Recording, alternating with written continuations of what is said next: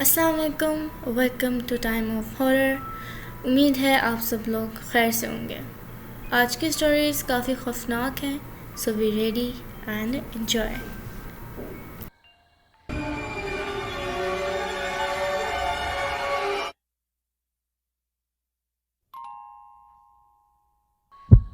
آج کی کہانی لاہور سے ہے، 2023 سے۔ اکثر گھروں میں جب دعوتیں ہوتی ہیں یا کوئی ایونٹ ہوتا ہے، سارے گھر والے اکٹھے ہوتے ہیں، تب ایک الگ ہی قسم کی محفل بھی لگتی ہے، جس میں سب بیٹھ کے جن بھوت کی کہانیاں سنتے ہیں اور بتاتے ہیں۔ اس محفل میں ہر قسم کے لوگ ہوتے ہیں، جسے کہانیاں سننا پسند ہوتا ہے، جس سے کہانیوں سے ڈر لگتا ہے، اور جو آرام سے کونے پہ بیٹھ کے سب کو دیکھ رہا ہوتا ہے۔ آج کی کہانی بھی ہماری انہی چیزوں سے متعلق ہے، تو آئیے سنتے ہیں۔ میرا نام حماد ہے۔ یہ بات گرمیوں کی ہے۔ گھر میں دعوت تھی، سارے کزنز بھی اکٹھے ہوئے تھے۔ بہت گرمی ہونے کی وجہ سے ہم باہر لان میں بیٹھ کر باتیں کر رہے تھے، کیونکہ وہاں ہوا بھی اچھی چل رہی تھی۔ بڑے سب اپنے کاموں میں مصروف تھے۔ ہم نے سوچا کہ کیوں نہ ہم ہمارا فیوریٹ ٹاپک پہ بات کرتے ہیں۔ اس دن ہماری پھپھو کی فیملی آئی ہوئی تھی حیدرآباد سے۔ ان کا بیٹا تھا جس کا نام عمر ہے۔ ہم باتیں کر رہے تھے جنات کی، کچھ ہارر موویز کی اور ان ساری واقعات کی۔ عمر کہتا، تم لوگ کیا باتیں کر رہے ہو؟ ایسا کچھ ہوتا ہی نہیں ہے، یہ سب بچوں کی باتیں ہیں۔ میں نے بولا کہ نہیں، یہ سب حقیقت میں ہوتا ہے اور یہ سب کچھ موجود بھی ہے۔ عمر کہتا، ہاں ہوتا ہوگا، لیکن انہیں انسانوں کے آگے آنے کی اجازت نہیں ہوتی اور یہ ایسے کھلے عام نہیں پھرا کرتے۔ اس بارے میں بحث چل ہی رہی تھی کہ مغرب کی اذان ہو گئی۔ امی نے ہمیں سب کو اندر بلا لیا۔ ہم سب اندر جانے کی طرف چل ہی رہے تھے، عمر وہاں سے اٹھا ہی نہیں۔ میں نے عمر کو آواز دی، چلو عمر اندر چلتے ہیں۔ عمر وہاں سے ہلے ہی نہ۔ دیکھتے ساتھ ہی عمر نے زور زور سے چیخیں مارنا شروع کر دی۔ ایک سیکنڈ کے لیے تو لگا کہ شاید وہ ہمارے ساتھ مذاق کر رہے، لیکن دیکھتے ساتھ ہی وہ آسمان کی طرف دیکھ کے چیخنے لگ گیا۔ میں جب اس کو جا کر دیکھا، میں نے فوراً اپنی امی کو بلایا۔ امی اور باقی سب آئے اور اسے دیکھا، اس کو پکڑا اور اٹھانے کی کوشش کی، تو جیسے وہ وہاں ایک پتھر کا ہی بن گیا ہو۔ میرے تایا نے فوراً اللہ کا ذکر کرنا شروع کر دیا اور عمر پہ پھونکتے گئے۔ ساتھ ہی ساتھ ہم دیکھتے ہیں کہ وہ آسمان کی طرف دیکھ رہا ہے اور اس کی آنکھیں الٹی ہوئی ہیں، اور وہ ایسے چیخ رہا ہے جیسے وہ کافی درد میں ہو۔ ساتھ ہی ساتھ اس کی چیخ ایسی آواز میں بدل گئی جیسے کہ کوئی 5-6 لوگوں کی آواز ہو۔ مجھے یاد ہے ہم نے بچوں کو اندر بھیج دیا تھا اور اونچی آواز کی وجہ سے کانوں پہ ہاتھ رکھ لیا تھا، کیونکہ وہ کافی زور سے چیخ رہا تھا۔ وہ منظر اتنا برا تھا کہ آج تک بات کرتے ہوئے بندہ خوف سے ڈرتا ہے۔ تایا میرے اللہ کا ذکر کیے جا رہے تھے اور عمر آسمان کی طرف دیکھ کر چیخیں مارا جا رہا تھا۔ میری امی نے چادر لے کر اس پہ ڈال دی تاکہ وہ جو چیز نظر آ رہی ہے وہ اس کو نہ دیکھ پائے۔ وہ کرتے ساتھ ہی عمر نے رونا شروع کر دیا اور کانپتے کانپتے بے ہوش ہو گیا۔ جب وہ ہوش میں آیا، ہم سب ادھر ہی تھے۔ وہ اتنی تیز بخار میں تھا۔ پھپھو کچھ دن ہمارے گھر ہی رکی کیونکہ عمر اپنے کمرے تک سے نہیں نکل رہا تھا۔ اس واقعے کے بعد وہ چپ سا ہو گیا۔ نہ ہم نے کبھی اس سے کچھ پوچھا اور نہ ہی اس نے کبھی کسی ایسی چیز کا ذکر کیا۔ پھر کچھ سالوں بعد یہ ذکر چھڑا تو وہ ہمیں بس باتوں باتوں میں ہی بتاتا ہے کہ آسمان پہ کوئی ایک عجیب سی چیز تھی جو ہوا میں اڑ رہی تھی۔ اس کا چہرہ اتنا بھیانک تھا جس کی وجہ سے عمر شوق میں چلا گیا تھا، اور وہ عمر کی آنکھوں میں اور اس کے دماغ میں ایک ایسی چیزیں ڈال رہی تھی کہ جیسے عمر کو نظر آیا کہ شاید اس کے والدین مر رہے ہیں اور وہ خود مر رہا ہے، یا اس کو لوگ مار رہے ہیں۔ وہ بتاتا ہے، کہتا ہے، نہ میں ہی ہل پا رہا تھا، نہ ہی میں کچھ کر پا رہا تھا۔ ایسا لگ رہا تھا کہ میں بالکل ایک الگ ہی دنیا میں چلا گیا ہوں۔ وہ بتاتا ہے کہ جب تایا اللہ کا ذکر کر رہے تھے تو وہ جو بھی چیز تھی وہ تڑپ رہی تھی، لیکن اس کے ساتھ ساتھ مجھے بھی تڑپنا پڑ رہا تھا۔ وہ کیا منظر تھا اللہ جانے، لیکن وہ کافی خوفناک تھا۔ اور آج کے بعد کبھی بھی کوئی بھی اس قسم کی بات ہوتی ہے تو عمر وہاں سے اٹھ کر چلا جاتا ہے۔ وہ اس بارے میں بات کرنا بالکل پسند ہی نہیں کرتا۔ آج کی ہماری دوسری کہانی کراچی سے ہے، 2020 کی۔ یہ کہانی ہمیں آمنہ نے سنائی ہے جب وہ کراچی میں اپنے نئے گھر میں شفٹ ہوئی تھی۔ تو آئیے سنتے ہیں۔ یہ تب کی بات ہے جب کووڈ کا ٹائم چل رہا تھا۔ حالات سب کے ہی خراب تھے۔ ہم لوگوں کو بھی کراچی شفٹ ہونا پڑ گیا تھا۔ ہم نئے گھر میں گئے، شفٹنگ ہو رہی تھی، نیا ماحول تھا، کچھ سمجھ نہیں آ رہی تھی اور گھر سیٹ بھی کرنا تھا۔ اس گھر میں آنے کے کچھ 2-3 دن بعد ہی کچھ عجیب سی چیزیں شروع ہونے لگ گئی تھی۔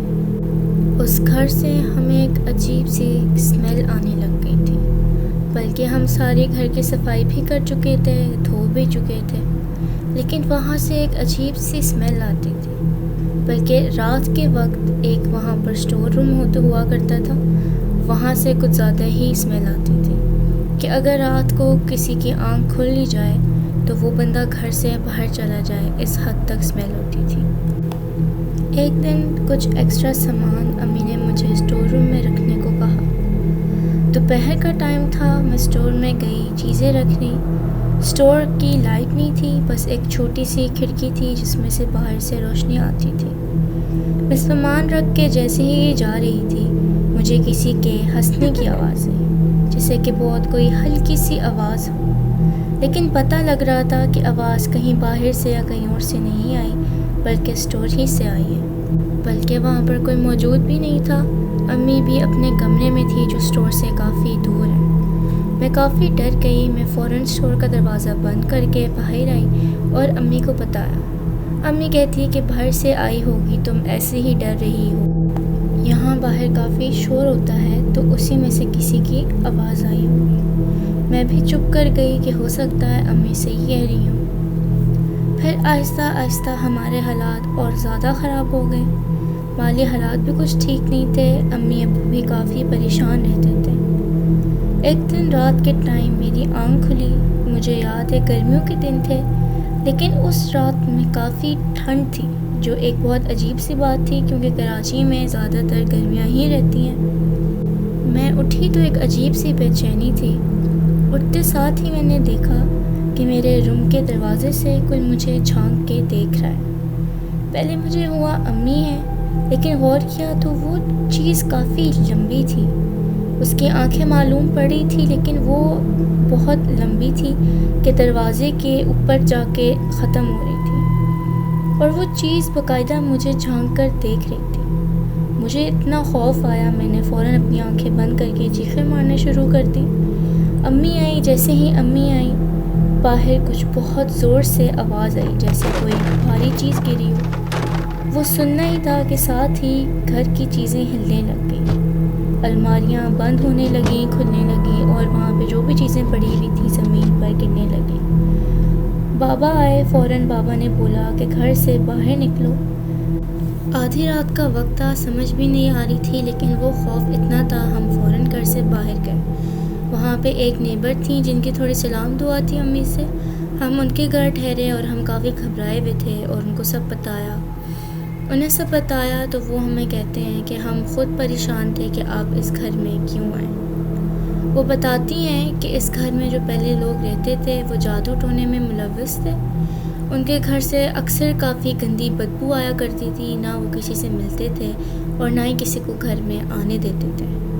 پھر ایک دن خود ہی اچانک سے وہ لوگ ایک گھر چھوڑ کر چلے گئے، لیکن ہمیں ہمیشہ اس گھر میں سے کچھ عجیب چیزیں ہی فیل ہوتی تھی۔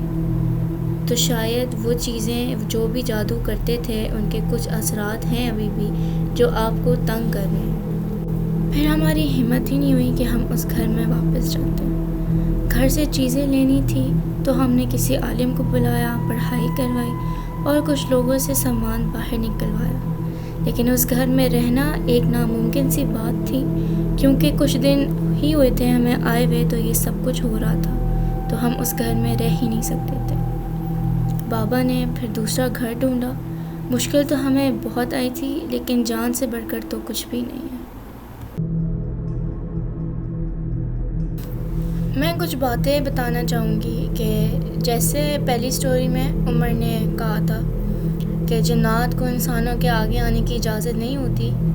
اجازت تو نہیں خیر، لیکن جنات اسی دنیا میں رہتے ہیں۔ اور وہ ہمارے سامنے صرف 2 صورتوں میں آتے ہیں۔ پہلے تو اگر آپ کے اوپر کسی بھی قسم کا جادو ہوا ہو یا کالا جادو ہوا ہو تو وہ تب آپ کے سامنے آتے ہیں اور آپ کو نقصان پہنچاتے ہیں۔ دوسری صورت میں جب اگر آپ سے، کیونکہ جیسے کہ ہماری فیملی ہوتی ہے ویسے جنات کی بھی ہوتی ہے، اگر آپ سے انجانے میں ہی صحیح کسی بھی جنات کو کوئی نقصان پہنچ جاتا ہے یا اس کی فیملی کو، تو وہ بدلہ لینے کی صورت میں بھی آپ کے سامنے آتے ہیں اور آپ کو نقصان پہنچاتے ہیں یا اپنا پریزنس فیل کراتے ہیں۔ اور جب آپ ان کی جگہ لے لیں، اگر وہ کہیں پہ رہتے ہیں کسی گھر میں، کیونکہ اکثر کہا جاتا ہے کہ کچھ بند جگہوں میں یا اندھیری جگہوں میں جنات کا بسیرا ہوتا ہے، لیکن اگر ہم اس جگہ چلے جائیں تو وہ اس چیز سے ڈسٹرب ہوتے ہیں اور پھر وہ کچھ چیزیں کرتے ہیں تاکہ ہم ان کو اکیلا چھوڑ دیں۔